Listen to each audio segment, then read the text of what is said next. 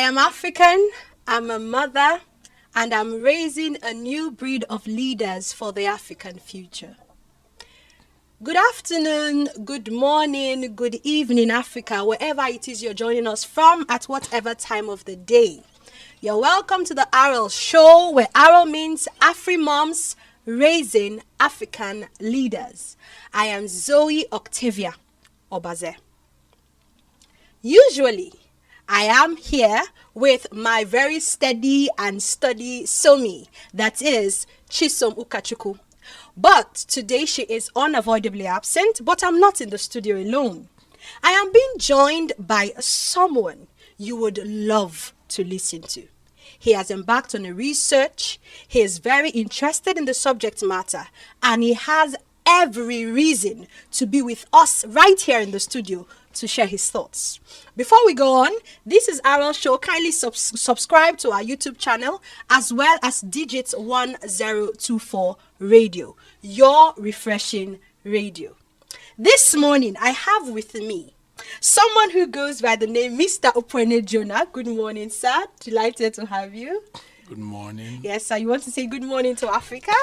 Good day, Africa. I'm honored to be here. And we are honored to have you here. This morning, our conversation is around raising African boys as visionary husbands and fathers. That's the subject. That's the topic. Someone might be wondering, a boy, raising him to be a husband and a father? I ask, why not? If someday your son is going to be a husband and a father, how about preparing him today? Because like they say, the family is the tiniest cell of every society. And if we as an African continent across the 54 countries of Africa are going to make 2050 that year that we will be proud of, we might as well begin today to raise our boys to be the kind of husbands and fathers that we will be proud of. Without wasting any much time, I'd like to introduce our guest to us. His name is Opuene Jonah. He is a banker with over 22 years experience in the banking sector. He is a fellow of the Association of Chartered Certified Accountants, FCCA. I like this part. He's Ezine's husband, and he is a father to Ayebawanemi, Ayebesi, and Ayebani Miworio. I hope I got those pronunciations properly. It took me hours to try this. Okay, and another very important and interesting detail about him is that he's the first grandson of both his grandmothers. Isn't that special? I'm very special. So why do you like that part? I mean, it was very interesting to me. For me, it's the first thing that made me feel very important. Because this time I went to the village, I had excess attention, 2 breakfasts, 2 lunch, 2 dinners. And the houses were next to each other. So the love was too much. Super, super, super special. Once again, we're delighted to have you. I'm delighted to be here. Thank you so very much. So, sir, the A.R.A.L show is Afri Moms Raising African Leaders. We are young African mothers, and we have decided to say that we have concerns concerning the leadership in our continent. And since we are giving birth to children and raising them at this tender age, we have chosen to somewhat, take it in our strides to say our little children who are running around us now, if we are deliberate to raise them, perhaps we would have a better continent in the near future. So we have been unearthing subject matters that border on leadership and the future. And so today we want to ask this all-important question. Is there a way that we can raise our sons today to be visionary husbands and visionary fathers for the future? So, sir, I want to ask, please, is there anyone you know that has gotten this part right now? Has gotten parenting their sons right? Where are they? Where can we find them? Maybe we should start from there. I think it's a very important question you've asked. But first, I want to commend the A.R.A.L show. Thank you very much. And I would say this, and the reason I want to commend you is, most of us remember the Bring Back Our Girls time. Yes, please. Now, some few months before that, there was a school in Yobe where the boys in the school were even killed, in Buniyadi. You don't hear anything about it in the papers. Whoa. usually boys are usually forgotten. So I really, really commend you for thinking about the development of boys. Thank you very And that's something that I think you guys have done a very, very great job. Thank you Now very coming to, yes, their parents have gotten it well, but usually we don't hear good stories. No, you've never heard a wife go on the news and say, my husband treats me so well. You're only going to hear the one that was abused. They So say in bad most stories things, sells. thank you. So that's why we tend to only hear the other stories. But I think for me, I don't even want to put a negative connotation. I think even just talking about good, let's think of excellence. So let's look at what's the best. How can we raise the best set of boys? Okay. So I think we should put that kind of slant on our conversation. Okay. What are the things that are required? The good book tells us that train up a child in the way he should go, and when he's old, he will not depart from it. So it means there's a way you train a boy, Yes. and will get the best. Wow. Usually, boys are better prepared by society for their roles outside the home. Outside the home. But the roles in the home, we tend to only care about girls. So let me just say that for now. Yes. Okay, thank you very much, sir. I like how you have said that the fact that we are narrowing down on the male child is a welcome initiative and a good place to start, because oftentimes the girl child is prepared, the girl child is paid attention, and perhaps even prepared, or most times prepared for her role in the home, while she's going to meet a young man who's probably not even prepared for it at all. And you have also mentioned that most of the training that is given to the male child is targeted at his life out of the home. Exactly. So I want to ask, where have we missed it in raising our sons over the years? How have we missed it, be it in homes, as fathers, as mothers, as teachers, as people in the society, as neighbors? How have we missed it? You know how they say it takes a village. So what have we, where have we missed it when it comes to raising our sons as Africans? Where have we gone wrong? I think the first thing, I like what you said, it takes a village. One of the things we've lost is the village. Everybody is individualistic now. When we were young in primary school, if someone saw me spending 30 kobo, they would call my mother. How many people would see my son and have access to me? We are working in silos, so we've lost the village. So now the work primarily is for the parents. So that's one area we've lost. Two, the economic stress on the family is such that both parents are outside the house most of the time, Sadly. and the help raises the child. So you can see, maybe, let me just use English. The father speaks great English, the mother speaks great English, and the child can barely speak English because there is no time spent. And in a place like Lagos, Yes. both of them are coming in 11:30 every night. The kids are asleep and they've left by 4:35. Yes. So when is parenting going to be done? And now we even see people work up to Saturdays. Yes. And even Sundays, we are in all the associations in church. And there's no time, because time is very important. Time. Do we still have those dinners where everybody sits on a table and exchange conversations and plans? And I think those are the areas I think we're missing it. Yeah. But we shouldn't be too hard on ourselves. I think it's not irreversible. It's not irreversible. I like that very comfortable and comforting end or twist to it. So what I can hear you say, sir, to us is that where we started going wrong is when we began to detach from our strength as a communal people. Africans are ideally communal people. We had a sense of everybody's child is my child. Yes. You know, and there was a sense of if this child is not doing right, I can either correct him or point it out to his parents. So perhaps, and this part that you have said is not irreversible or is not something we cannot repair. It means that we might want to start looking in that direction. Something you have also heard you say is time. So I think that at some point we felt that we as Africans were not as pushy or were not as progressive when we sat with family, that perhaps we should take it up more and begin to go out. Perhaps we need to address that. Okay, sir, I have sons and they are very young. So I'm asking this from a very personal point of view, as well as for my friend. Interestingly, the co-host on this show also has sons. So we used to joke and say it's a gathering of barrack people. So, yes, of barracks. And so I'm asking for somebody who is raising sons right now. How should a mother, okay, let's start with a father. How should a father raise his son to begin to think about his life as being a husband and a father in future? What can he begin to do practically? I think maybe one of the reasons I was selected too is that I'm in your category. I have 3 sons. Yes. And one of the things the father has to do is nothing more powerful than an example. But usually we make the mistake that just because you are showing an example doesn't mean you are training. So there has to be showing the example of what you want. We're talking about being a husband. The sons are watching how you are being a husband to your wife. You're talking about being a father. You are parenting them, so they are watching. So for me, those are the first 2 areas you watch, trying to be an example. 2, do you understand what the role of being a husband and a father is? Because if you don't understand what the role is, then how do you start the training? Yeah.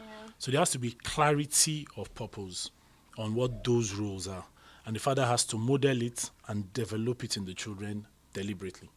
Okay. So when I hear you say, thank you very much, sir. When I hear you say, already the father is a father and he is a husband. Yes. And so keep in mind that your child is watching you be a father to him and is watching you be a husband to his mother. Exactly. I'm then asking, are there points where you drive home the point? So while my son, yes, I take it for granted that he's observing me play these roles. Are there times when you drive home the point? I don't know if you get my point. I get Are your there points where you say, okay, this that I did, this is why I did it? Are there those times so that it's not just taken for granted? So in parenting children, you have to watch their age.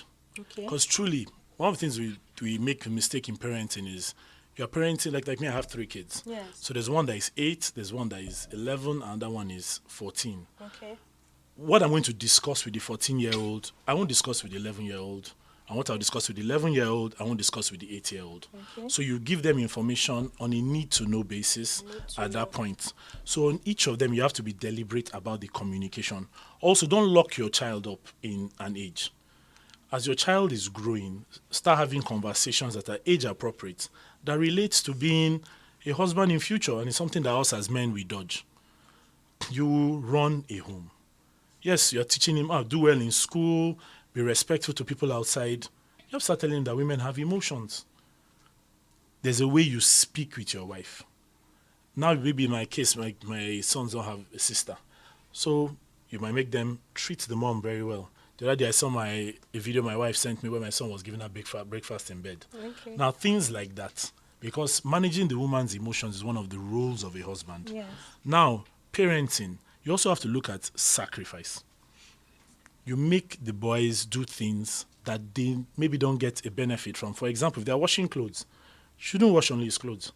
Let him wash sometimes his mother's clothes, watch his younger one's clothes. The younger ones watch the older one's clothes. If you're serving food, serve everybody's food. If you're washing plates, watch everybody's plates.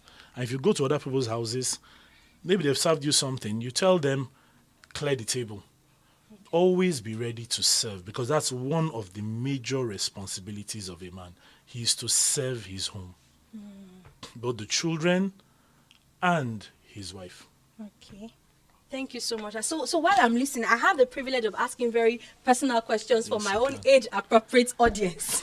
Well, what I mean by audience now is my sons. Okay. So my sons are 4 and 5. Mm-hmm. So in the avenue of service, for instance, where do you think that comes in teaching a less than 5-year-old or less than 6-year-old? Where do we start from? Just some kind of practical. He can serve water. Okay. There are a few things he can do. You can serve water. Tell him, if you want water in the fridge, this is your responsibility. There should always be water in the fridge. Your toys, clear them. Don't leave. When a visitor comes in, attend to him, ask him questions. Let them also learn to speak and have difficult conversations. Why are both of you fighting? Sit. What did he do? Explain yourself. Another problem women complain about is that men don't talk. Yes. And one of the reasons men don't talk is we don't like difficult conversations. So even at this age, we can start programming them into having difficult conversations. Who broke the plate? Open up. What happened? Let him be open and be able to negotiate things and not just always throw a tantrum. Okay. And if he throws a tantrum, don't let him get away with it. Okay. And don't say because he's 5. Because you are disciplining him and already creating character. Okay. So even at then, he's already forming his behavior and you can correct it. We are told that you learn most of what you ever learn before you are 2. Yes, most of your learning happens before 2. So 5 is basically old. Wow. So he can start building many things for himself. Then things like personal hygiene. There should some things, maybe you start teaching him how to brush himself, take care of his clothes, arrange them, you wash them, keep them properly, hang them this way. So there are many things you can do for that age. Okay. You shouldn't wait till he's old. Then we now try to break things he has already learnt the bad way. Yes. That would be what I would suggest. Yes, thank you so much. So more like we have already touched on my next question, because the first question was, what can fathers begin to do? And in summary, what I can hear you say is, already you have the role of being a father and a mother that he can observe. From time to time, depending on his age, you can drive home the point, this is why I do what I do, and this is what I think you shouldn't do when it's your turn.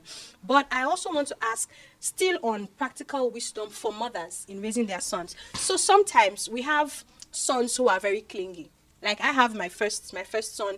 He wants to give hugs all the time. Sometimes you're just telling me, Elsa, stay. You don't have to hug right now. So is there a way to, sometimes you're scared because somewhere in your head you hear that men have to be macho. So you want to be sure that you're not raising a very soft boy, or you're not raising somebody that is always crying or wanting to say sorry all the time. So what practical steps can we take as mothers in raising our sons to be valuable husbands, visionary husbands, and fathers in future, beginning from our very tiny age, please? So I think starting from the hug scenario, I think this is where we even start making boys no more in touch with their feelings, and tomorrow the wife will complain. Now the boy is in his natural element, wanting to give his mother hugs. His mother feels that's going to make him less macho. Why? He's the son. He should enjoy his son privileges of being able to hug his mom. So don't stop him. That for me is that for that. There are times maybe going through some tough times, some other things you take him through. But in hugging, sleeping on the same bed, it helps the child's brain development and his emotional development. So let's not cut it off. He's a child. He should be a child. He's a boy, yes, but he's also a child. Because if it was a daughter and a father, I won't be saying she should cut off. Yes. So why should the son lose out on the mother's love? Yeah. So I think he should enjoy his very, very young age and his age-appropriate behavior. He will grow into what you want him to be. And also, you don't want him to lack love. Because love is a feeling. So if you push him and then somebody else offers that, he may now be easily... I have a friend, what he does this is for his daughters now, is he tries to take them out virtually every Friday. Wow. And his reason is that somebody should not just take his daughters out one day, and because he bought them ice cream, confuse them. They are used to that love from their father. So I think that's the same thing the boy wants from you.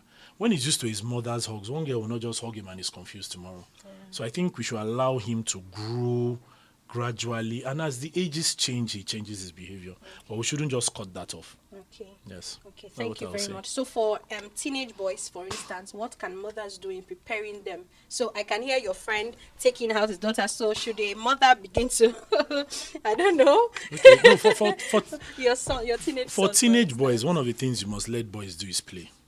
As a mother? As a mother, you must let your son play. Something my sister always says, if you don't let a boy play when he's small, he will play when he grows. Now this boy is 15. Shouldn't he be reading, programming, coding, All work and no make Jack. There's a reason that statement exists. Okay. Now, we're not saying it should be regimented. You should have time of play. Like if I'm choosing a school, the first thing I look for is a field, since I have boys. Because they need to play out that testosterone that is in them. If they don't, they won't be completely developing. And school is not everything. By school, I mean academics is not the only development. Okay. A boy should be physically strong. So in activities that involve combat, involve physical exercise, your boys should be very, very active in them. Sometimes mothers want to prepare, they will break their leg. Yes, let them go to where they can break their leg. That's because in real life, the life will come at them. So you shouldn't shield them at that age. 2, you also have to stop micromanaging them. Start selling the vision. Okay, why do you want them to do well in academics? Have the conversation with the child and let him buy in. It's not every time, go and read your books. He will sit there in front of the book and he's not reading. But if he buys it, you don't even need to be at home. He will know, I finished this, I'm doing this for myself, I'm also doing the football for myself. And most parents now of boys will tell you that almost all the boys want to be footballers. Even on days of career day, you're going to see them wearing jerseys and not engineering or medical clothes. It's a sign of the times. And you are dealing with, a lot of us that are parenting now, you are dealing with either Gen Z or Gen Alpha. They don't walk like other generations. They don't do what they don't believe. So your first job is to make your son believe that those activities you want him to be involved in are in his best interest. So I think that's the way to go about it. And don't be afraid of his masculinity, because sometimes when a woman sees the boy becoming a man, sometimes he may want to stand up to you. Yes. By the time he's 14, maybe taller than you, and sometimes he's looking at you like he can take you on. Yeah. He's just being a man. It's not anything. It's not disrespect. He's growing. It's green. So I want to ask this. So this is kind of off our question, and we'll soon go on a break, right? We'll soon be on a break. But before then, you know how, like you said, you have this friend who takes out his daughters. Is there some point where it's advisable for the mother to say, you know what, is there a girl you like? Do you want to bring her to the house? And then, I don't know, maybe help him, encourage him to say, okay, you know what, you can have your female friends and all of that, so that they're already getting more comfortable with the opposite sex, and they can begin to have these conversations about how they feel about this girl or that girl. This is dicey for me, and it's going to be case by case. For me, share for guys, why are you experimenting with breakups? It's going to affect you tomorrow. Okay. My advice usually to teenagers is have many female friends. You don't need a relationship at that age. You can't even pay your own transport. What are you going to do? Are you building the home tomorrow? Why do you want to have marital problems outside marriage? Can you manage a woman's emotions at that time? But have many friends. If not, you'd have broken up with 20 girls before you marry. So your first quarrel in marriage, you're thinking of divorce. So you've trained yourself in that way. What you should encourage him is let him have as many friends and define friendships. Even if his emotions are going, he should manage his emotions. That's not the time for that. The time now is development and social skills, not relationships. He doesn't need it at that time. He doesn't need unnecessary stress. And it will distract him from his personal goals and the goals you've set for him. Okay, thank you very much, sir. In fact, I have gotten so much. It feels like my head is spinning in knowledge. We'll be going on a break right now, but please, if you are just joining in, this is the ARAL show, Afri Moms Raising African Leaders. It is powered by Digits 1024, your refreshing radio. We have with us Mr. Opuene Jonah. He's a father to 3 sons. He is happily married. He's a banker with over 22 years experience, and he's discussing with us a very important conversation, which is raising African boys to be visionary husbands and fathers. Please do not go away. We'll be right back. From all corners of Africa, rise from your slumber. The time is now. Lift your voices, take action, make your mark. Intentionally raise the leaders of tomorrow. This is the A.R.A.L show, where we plant the seeds of greatness in our children. Africa's future, we nurture their dreams, empower their minds, mold them into the leaders our continent needs. A new breed of African leaders will rise, empowered by the love and wisdom of Afri moms. They will stand tall, face challenges with courage, transforming our nations one dream at a time. This is the A.R.A.L show, where we plant the seeds of greatness in our children. Africa's future, we nurture their dreams, empower their minds, mold them into the leaders our continent needs. Afri moms united in purpose, we stand strong, lifting. All right, you're welcome back to the A.R.A.L show, where A.R.A.L means Afri Moms Raising African Leaders. I am Zoe Octavia Obaze. This show is powered by Digits 1024 Radio, your refreshing radio. Please kindly subscribe to Digits 1024 Radio on YouTube, as well as the A.R.A.L show on YouTube. Today's conversation is sizzling hot. How to raise the African boy to be a visionary husband and father in future. And we have with us a guest, Mr. Opuene Jonah. He is a seasoned banker with over 22 years experience, a father to 3 sons, and a happily married man. We've asked him lots of conversations bordering on how can we as African fathers and mothers raise our children beginning from now to be the kind of husbands and fathers that our continent needs. And you should please listen on. Please, you can have a replay and take on the values that he has shared. But now I want to ask, sir, There is somebody listening to us somewhere in Africa, across the 54 countries of Africa, and she's saying that I have made some choices in life that has left me with a child, a son, and there's no husband or man figure in my life right now. I also want to raise this boy to be a visionary husband and father in future. Where do I start from? That's a very delicate situation. She can't do it alone. And that's why, coming back, the first thing we talked about was the breakdown of community where we've gone into silos. Yes. She's going to have to select some men in the community that will model something to him. And she has to be very picky, and sorry, I have to say this, she has to also be prayerful so he doesn't get into an abuse situation. But there's some parts of being a man that only a man can show you. Please, say that again. There's some parts of being a man that only a man can show you. Wow. There are a lot of things that make women shake. I'll give you an example. So one day my wife calls me. Yes. So my two sons were in the kitchen and something happened and both of them stood face to face and were like about to fight. And she was panicking and I was laughing. I said, that's to show you that you have two men. They are going to be willing to stand up for their space. You should be happy. Now, for a woman, that's panicky. Of course it But is. for a man, it's that the man can stand for himself. And as a father, that gives you joy. That when you're not around, you have men in your house. Wow. So sometimes we try to raise our sons to be very good girls. What? Yes.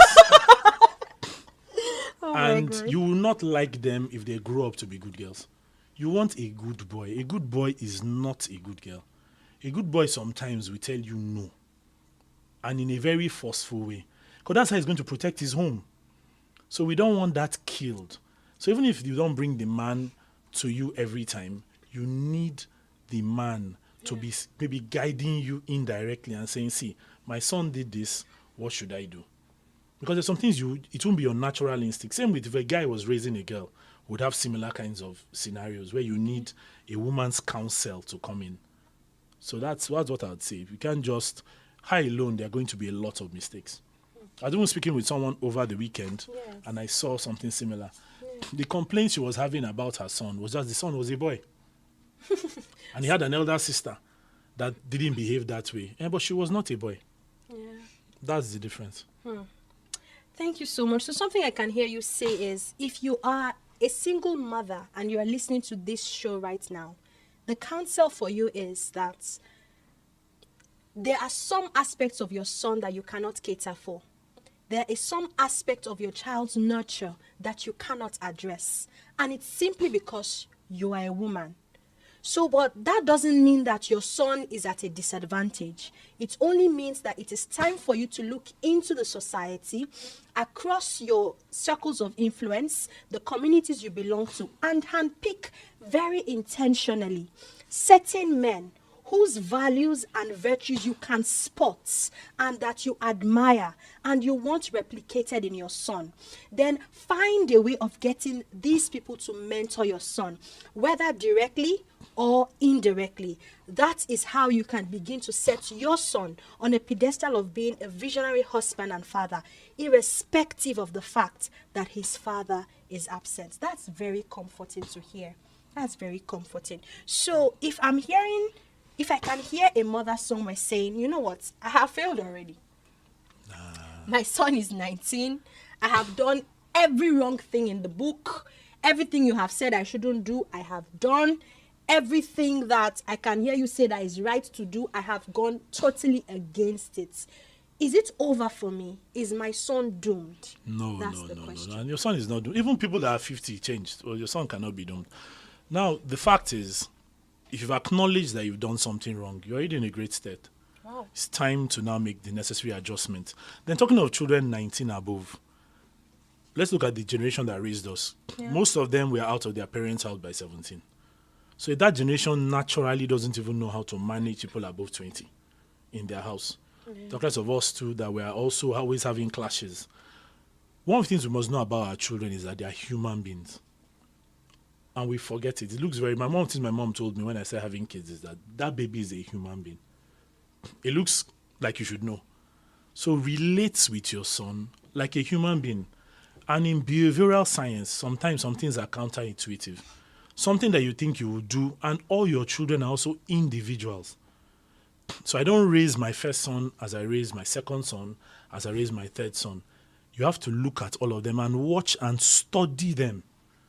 Like the way you would have wanted to study your boss in an office. Yeah. Study your son, find out if I did this, he reacted this way. If I said this, okay, this one, if I shout, he reacts. This one, if I talk to him, he's better. So find out what works for your son, then build trust. Yeah. Trust is very, very important. Okay. Trust is why we keep our money in the banks, because we trust that the money will not go. When your children trust you, they can now hear what you are saying. Okay. And even if talking about even the single mother to get a person, yes, whoever she's bringing in, I'm sure is the one she's going to bring in direct, has to first earn her trust, then more than that, earn her son's trust. Okay, somebody is willing Yes. to confide in and believe in. Sometimes one thing with men is confiding is not the first thing we do. We want to listen. Okay. But for me to listen to you, I want to believe you know what you're saying.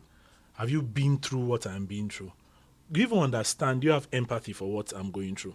Because sometimes all you are coming to do is correct me. And okay, if I spoil my life, it's my life, now is it your life? So why are you bothering yourself? So you have to find out how to communicate exactly what you are saying. Because sometimes what you think you are saying and what you are saying are not exactly the same. Okay. Thank you very much, sir. As I listen to you, another, should I say, subset of our listeners came to mind. Okay. So they are Africans. They have sons, but they are currently in the diaspora. So they are Africans, but not living in an African setting. So for instance, there is a separate situation. Mommy is living with the son. Daddy is somewhere far away. There are issues from time to time. So is it like a special arrangement for raising those kinds of sons, especially when they have already begun to adopt foreign culture, alien culture, and, some kind of independence and all of that? What do you say to mothers in such situations and in such communities? It's very tough. That's it. Let's acknowledge that it's going to be tough. But let's even leave, before we come to the Africans, there's a book that a mentor of mine got for me called King Me. Okay. You know this man that started this family thing on TV, this American pastor. Now, something happened. Okay. When he was 14, once the mother wanted to correct him, and he held her hand. Oh, my. And then she started crying. She called the dad. Okay. The dad at that time, as a preacher in the U.S., for you to book him to preach, you had to book 2 years in advance. He was booked for 2 years. Wow. He had to cancel that and come home. Wow. And go to a local church to develop the boy. So there are times those kind of sacrifices will need to be made. But there are times that it cannot be made. Maybe she's trying to get papers and whatever it is. Thank God for video conferencing. Okay. So at least there is communication. There has to be constant communication between every member of the family. It is your job as a parent to indoctrinate your children to your ways. You have to indoctrinate your children. Children are born like a tabula rasa, a clean slate.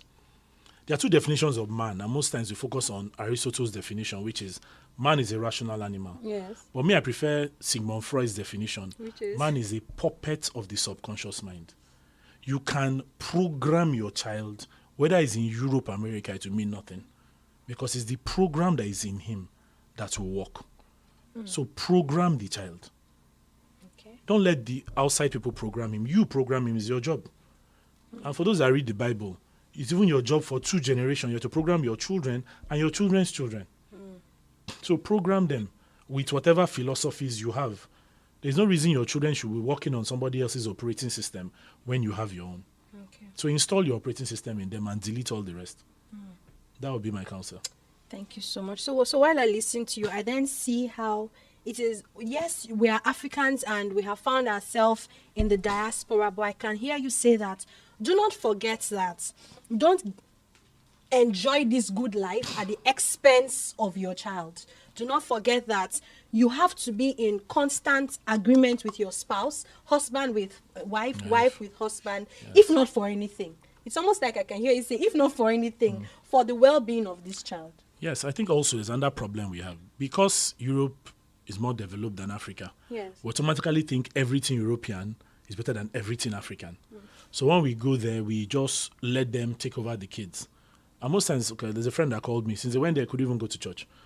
He didn't remember he needed church because all his prayer points were answered. Right. So most times when we relocate abroad, Yes. we don't understand that we are also getting another philosophy. Yeah. So while we are relocating, and also we think parenting, because there is no monetary value to the work, we look down on it. You hear people say somebody is an ordinary housewife. Like the job is ordinary. And you look down on her. So she feels going to go and be in a place where she's the secretary to a man, picking calls, is doing a more honorable job than raising a child. So all those things psychologically need to be dealt with. We should know that our most important, and I'll give you a story. My dad was a retired naval officer. Okay. When he was being pulled out of the Navy, Yes. he was reading his CV. Okay. He read all his qualifications, all his awards. He didn't get a standing ovation. Once he said he had 2 grandkids and 1 on the way, everybody got up and clapped. And he was speaking to his contemporaries and to his juniors. Why? The real legacy you have are your children. Once you lose them, you've lost everything. The house you are going to leave behind, if there's no child to live in it, then what have you left behind? Right. The real thing you leave behind are the ones, your successors. And that's something we must always put front and center in our minds. And when we do that, some of these other things will take care of themselves. But we also need to know what to develop in the kids. Because if you don't know what to develop in the kids, you may be developing the wrong things. Thank you so much, sir. I know that yes, I'm the host here and I'm asking questions, but I definitely have to get back to this session to listen and derive all of the nuggets and knowledge you have shared. So one more question, sir, just before we call it a day, and I ask you to finally give your final words. I want to ask, sometimes when we get knowledge, it's far from us. For instance, someone might be listening to this and maybe they know you and then they're excited. Oh, I'm seeing Mr. Opuene. I like the man. I like how he looked. Oh, Zoe, I heard about your show. I listened in, just because they are friends or they're just happy or they just stumbled on it. But then it ends there. But when we get knowledge or we hear things like this, how do we then take what we have heard and make it value to us that then begins to play out in the lives of our children? Where do we go from watching this on YouTube to having it implemented in our home, wherever we are, all over Africa or in the diaspora? I think one of the things about knowledge is there's always going to be a sacrifice. The fact that you know what is right doesn't mean you know how to do what is right, and doesn't mean the first time you do it, you get it right. So one of the things you do is when you start doing things that are right, you make a mistake, you continue. One of the things I learned from Les Brown is anything worth doing is worth doing badly until you get it right. Now, usually we think anything worth doing is worth doing right. Yes. First day your child walked, he fell. Yes. Did he stop walking? No. Same thing with everything. So as you are doing the things, you made a mistake here, you assess it honestly, you correct it and continue moving. I believe in failing forward. Yeah. If you make any mistakes while you are doing something, do another thing. Another thing is we have to be clear about what we want in the child. And in this case, we're talking about you want this son, when he's a father and a husband, to have certain qualities. Yes. One is leadership, Yes. which is the number one role of a man. So if a man is going in the right direction and his wife and children are not going, he's not leading. He's taking a walk. Taking a stroll. So leadership. So how does he encourage them to follow him? One of the things he needs is humility.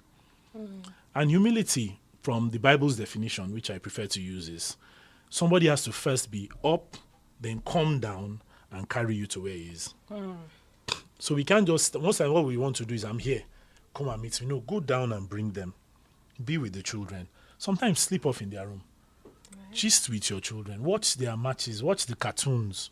Find out things that concern them. Earn their trust. Earn their love. If they have bad news today, you should be the first they should want to call. Not only when they have good results, that's when they call you. No, Daddy, this was very, very hard.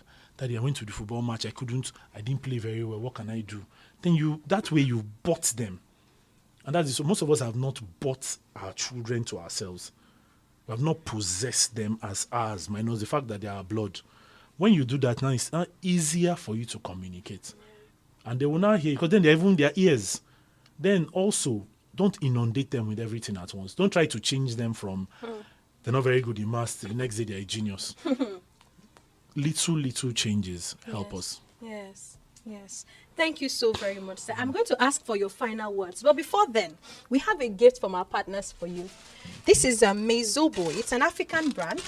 And Mezobo actually is from northern Nigeria and it means seller of Zobo. Mezobo. Okay. But you can actually say my Zobo. I mean, my personal Zobo. I know hibiscus is very nutritious and healthy, and this is 100% organic. So this is jam for our partners, Mezobo. You can find them on Instagram and Facebook, Mezobo. There's also tea. So you can now have your Zobo as tea. And here you have lemon and ginger flavor.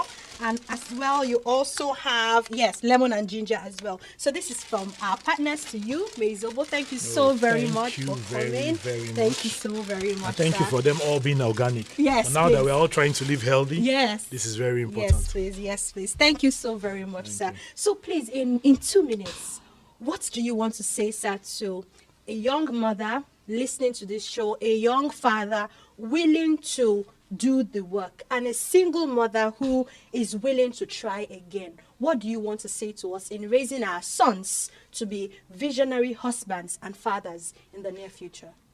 I'm also a young father too, so I'm also speaking to myself. Yes, sir. We should not be too hard on ourselves. We can only sow seeds. And parenting is a very, very different kind of seed, because while you are doing it, you can't know the results. So we should only try and do what's right. As I told you before we came on set, I had a friend that was praising himself and me for the way we are raising kids. And I told him, our result is not out. Our parents' results are out. Yeah.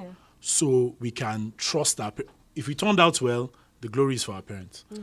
The proof of being a good parent is going to be when the children grow up. However, train up a child in the way he should go.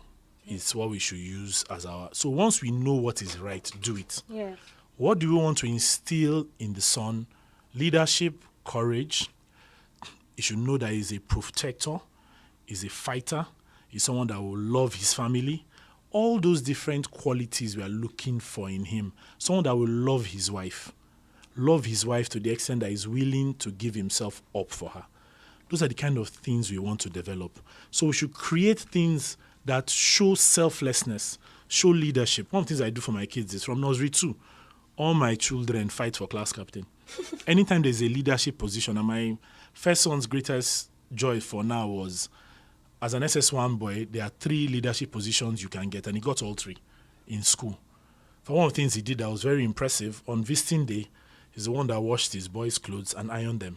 Because leadership is service. And if you instill that in them, I'm sure wives won't complain in their generation as much as they complain in ours. Thank you. Thank you so very much. I mean, I think it's worth this. Thank you so very much for your time. So there you have it. Mothers, fathers, African parents, whether here in Africa, across the 54 countries, or in the diaspora. It is possible to raise our sons to be well-rounded individuals. It is possible to raise our sons to be a different and a new breed of fathers and husbands in the future. If we can address our homes, then we would be having a better society and eventually a better continent. Thank you for staying with us. I remain Zoe Octavia Obaze. It would be the way we would wrap up 2024. It's our final episode on the A.R.A.L show. And hopefully by January 2025, you would be seeing Tristan Mukachuku, my very steady and sturdy co-host. But till we come your way again, remember to tell the world, Africa is coming.